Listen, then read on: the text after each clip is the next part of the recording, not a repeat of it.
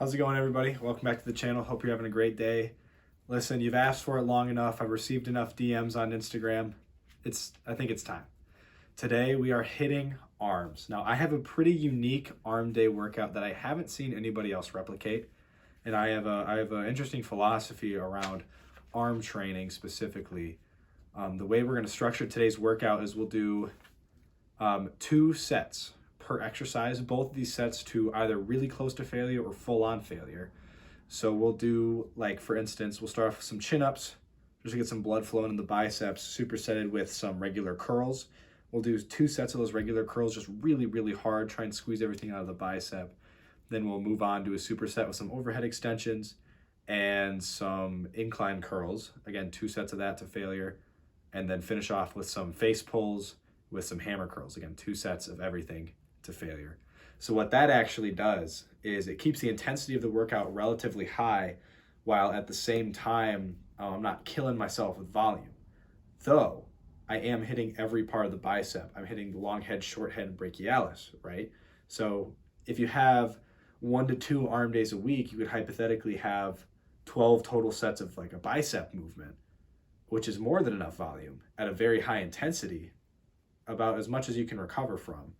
And you're hitting every part of your bicep. So volume isn't really an issue there. I only have 1 tricep movement in my arm training right now on dedicated arm days because A, this movement just kills my triceps, like in a good way. And B, I have a lot of tricep volume already from the extreme amount of pressing volume that I have in my program already. I train bench press a lot, so obviously my triceps are going to be a little more overdeveloped compared to my biceps. Now that doesn't mean I neglect them, it just means that the volume is just reduced. So without further ado, I'm going to take my pre-workout, I'm going to get changed, and I'll see you in the gym. All right, well, you guys have been asking for it, so it's finally here. A little arm day action. So what I usually like to start off with is a compound of some sort, followed by, usually some direct arm work. So me personally, my triceps are a little overdeveloped because of the absurd amount of pressing at a high volume intensity throughout my program already.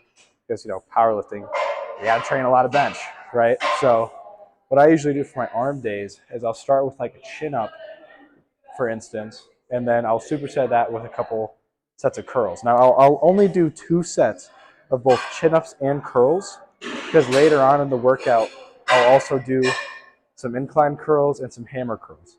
So it'll be 6 total working sets at a pretty high intensity. And, when you have 2 arm days a week, 12 total sets of hitting every part of your bicep, I mean, that's pretty good. That's really all the volume you need, and it's fast, efficient. You're in, you're out, you hit everything you need to hit. So why dilly-dally, I guess.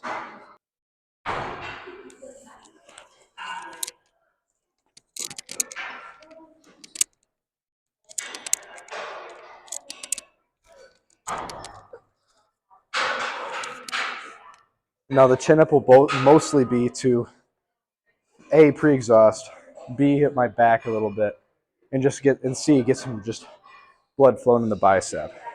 So we'll immediately hop off the bar in there and start pounding out some curls. Now again, we're gonna go to failure. Not complete failure, but pretty dang close because we got a second set to go. So here we go.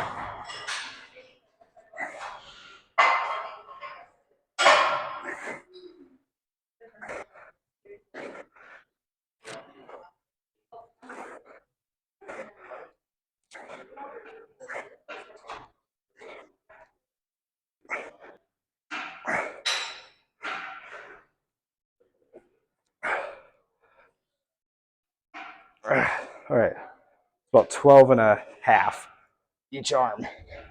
So our next set, to go to complete failure, we're gonna try to get full 13 and maybe some partial reps to really squeeze everything that we can out of the movement.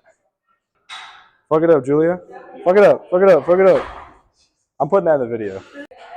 So another reason I do chin-ups instead of something else to start off is, well, besides the points that I'd already mentioned, it's also because, like, you ever seen like an Olympic gymnast? Like, their arms are huge, right? And what do? They do a ton of like dips and chin-ups and pull-ups and stuff like that, and they're massive. So I can say from personal experience, doing the chin-up and regular curl combo will just blow up your arms like no other.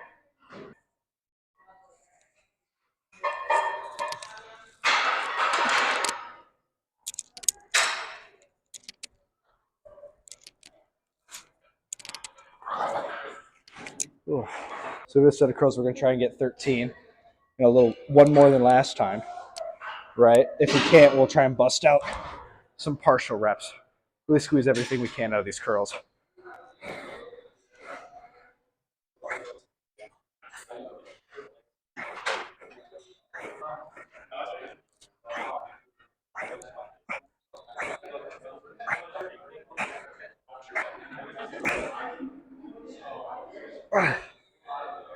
I said try.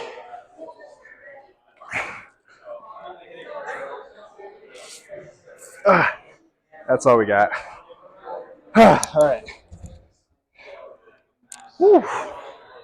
Dude, I'm telling you, chin ups with regular curls, you've never felt anything like it. All right, I'll take a little break, move on to the next. So this is my personal favorite superset. I have 3 supersets. I start off with the chin ups and regular curls. Then I do my overhead press with the V-bar, supersetted with these cool little, I call them exorcism curls. I cannot take credit for these, but it's where you set up your elbows on the pads. You really try to extend your body, and you just feel an insane stretch in your biceps. The logic there is it's kind of the same as doing a chin up, right? Olympic gymnasts, cannonball arms, and you ever seen them do like one of these numbers? Like they use their biceps a lot in the elongated position, and biceps get a lot of stimulus out of loaded stretch. Not too much because it'll snap off your arm, but a little bit of loaded stretch is very good for your arms. I've noticed personally, anecdotally of course, that there's been a significant difference in my arm development once I started incorporating load at the stretch position. So what I'm going to do for this set is I'm going to set up my legs on the pads here and lean forward and then do my overhead extensions, right?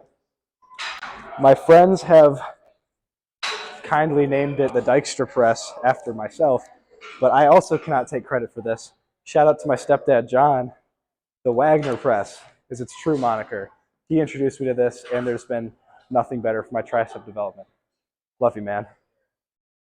So because we're going to be training in the stretch position a lot, we got to warm up our elbows, like big time. I like to set up a band here, go one arm at a time, step out a little bit from the rack, and just really get a good pump going in my elbows. Because, they feel, it's kind of like squatting, right? Your knees might feel a little bad, a little like snap, crackle, pop, right? Just got to get them warm. Got to get them warm, got to get them loose, got to get some blood flowing in your triceps, especially if you follow my arm day, because this is the only tricep movement we will generally have, but that's just because I have so much pressing movement in my program already that the extra volume isn't inherently necessary. But if you weren't following the program that I'm following, this would be one of 2, and I'll explain more later, one of 2 tricep movements. So we're going to warm up a little bit. I'm going to slowly move up the weight stack, and I'll catch you when we get to the working sets. So we're at the working set weight now. I forgot to take down my band like a fool. Anyways, so we're at the working sets now. I already have a nasty tricep pump going on right now, which is like the best feeling in the world, which means I warmed up very nice. I got a proper warm up. So hopefully the elbows will keep up, and you'll get to see my exorcism curls that I love to do.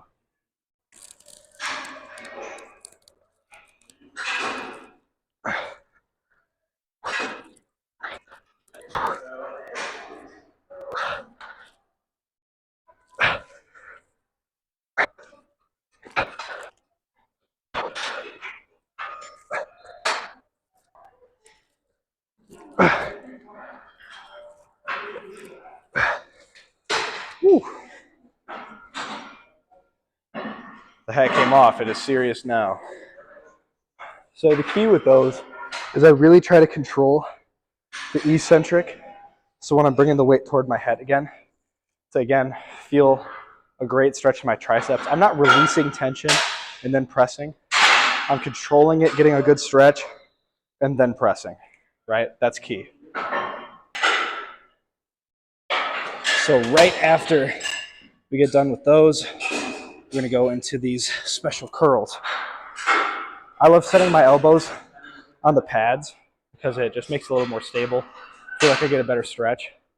Now these, if you've never done them before, I'd recommend starting really light because it'll feel like your biceps about to tear off the bone and you will be very, very sore the next day. So give them a try, they're fun.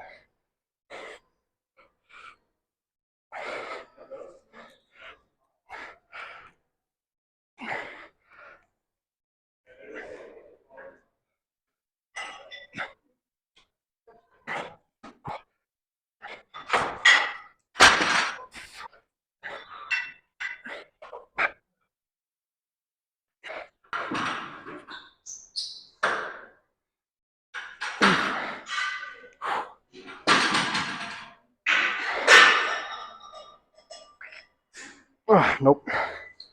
All right. So the thing with those is you got to control the stretch. That's where the most of our growth is coming from because that's really what this movement is for. I like to think about it as if it's an RDL for your biceps, right? So, of course, contract as hard as possible when you're coming back up, but it's really about feeling your biceps just rip apart like cotton candy.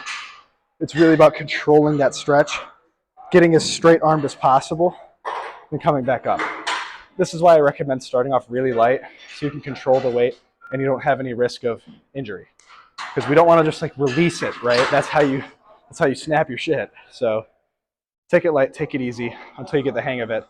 Then progressively start adding some weight.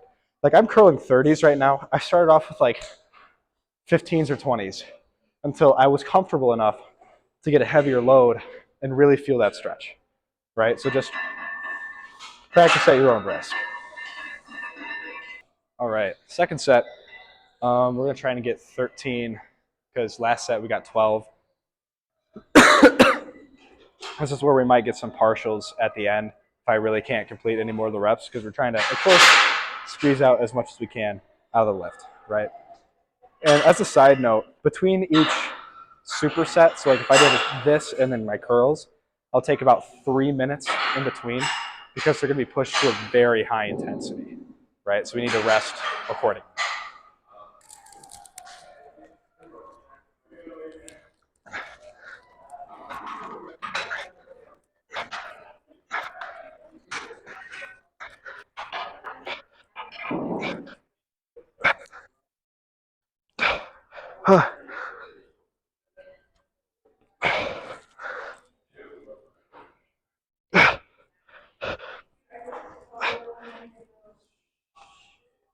That's all I got. That is all I got for that. Whew. I promise you, if you decide to do these, there is nothing better for your triceps if you warm up properly. Otherwise, it's just an elbow exercise, and that sucks.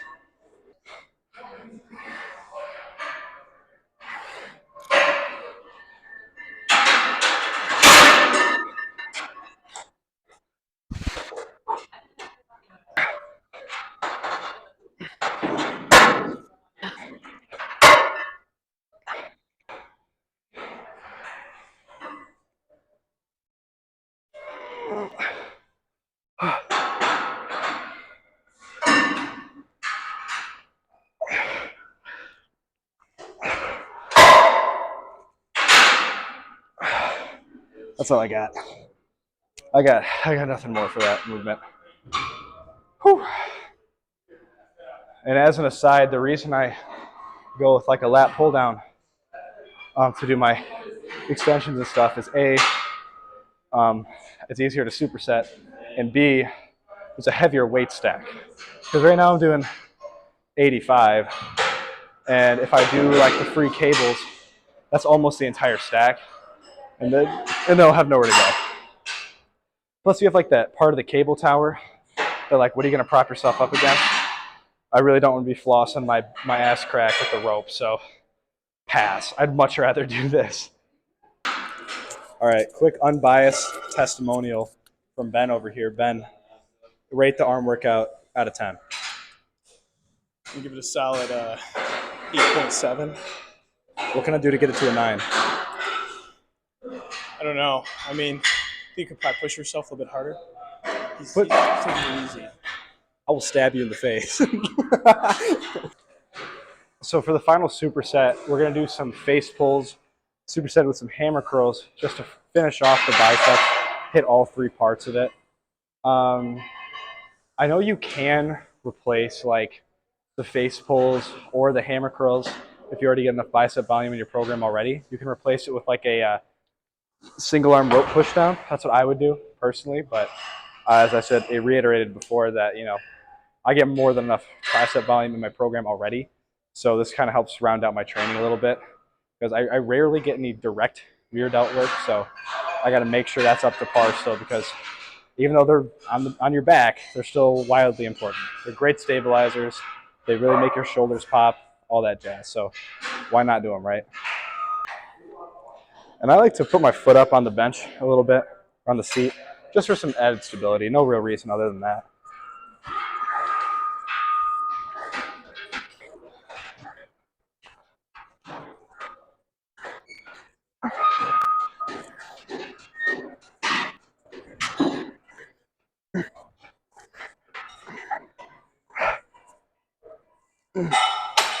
Oh yeah, we got a real delt pump going, boys. Whew.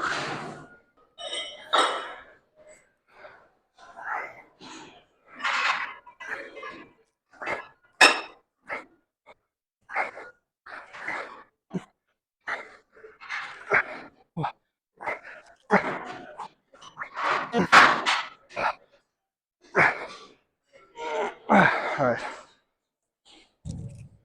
One more, and we are out of here, ladies and gentlemen. You know, I was kind of thinking about this the other day. If you had to lose like one arm and one leg, I don't know what for, but say you did, would you lose like both limbs on one side, or would you do like a left leg and a right arm?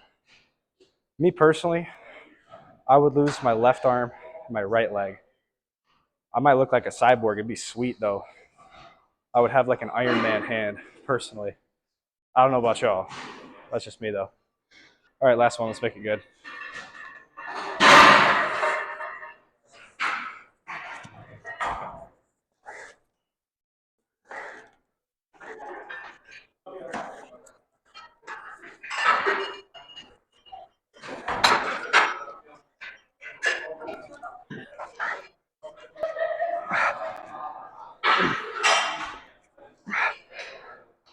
Oh, God, no way. No way. All right. Whew. Got weirdly lightheaded on that one. Very strange. Anyways, if you don't pass out while doing your face pulls, are you working out hard enough? I don't think so.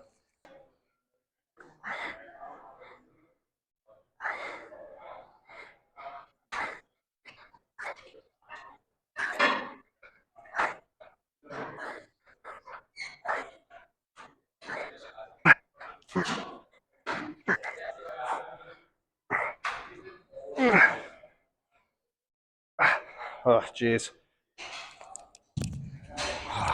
God. Quick, shameless pump check.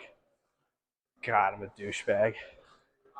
All right, guys, welcome back. Time for the debrief before I head off to work. I wanted to talk about how to progress these lifts mostly. I talked about, keeping intensity high, volume relatively small, because, we're doing 2 sets per exercise.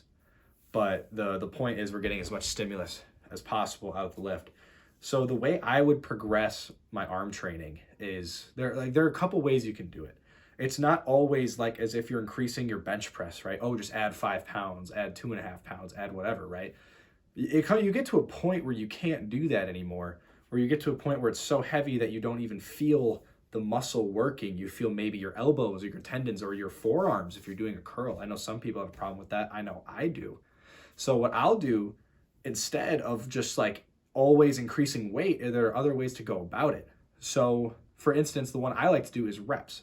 So I will start off like 1 week doing some curls at 2 sets of 6, right? But there'll be a really hard set of 6. And then the next time, either next week or the next workout, if I deemed it light enough, I'll try and get 2 sets of 8 reps. And then the next week, 10 reps.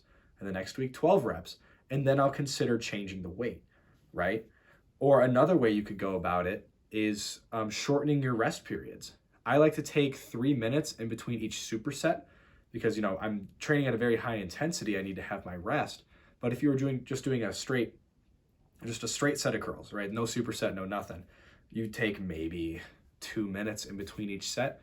If you get to a weight that you can feel your biceps at, and it's still pretty hard, like 2 sets of 12 per se, the next week, shorten the rest period to 1 minute. I mean, like really try and crank out some curls, right? It makes the lift harder without changing the weight. Another way you can do it is increasing your range of motion, but of course I already preached that. You should be already doing the fullest range of motion possible. So there are ways around progressing without adding extra weight, and that's just a super, super simple way of doing progressive overload without even thinking about it. How many reps did I get last week? Oh, I got 6, 7, 8. Well, this week, I'm going to try to get 8, 9, 10, right? It's such a no-brainer. It's the easiest way to progress without even thinking about it. And it's definitely something that you should implement in your training. Now, I have my little book here that I write everything down. I would highly recommend a physical notebook rather than your phone because, you know, that gets lost, you forget about it, gets jumbled, whatever. When you write it down, I can look back at the previous week. I can see exactly how many sets, reps, what weight, and I usually write how it felt. So I know exactly what I need to do for next time. So that's all I got for you today. I hope you enjoyed the video. I know it's been a long time coming. I hope this answers some questions that some people have been DMing me about arm training specifically. I can go into further detail about my full training philosophy if you really wanted to. I might do that on a what I eat in a day video once we get to 100 subscribers.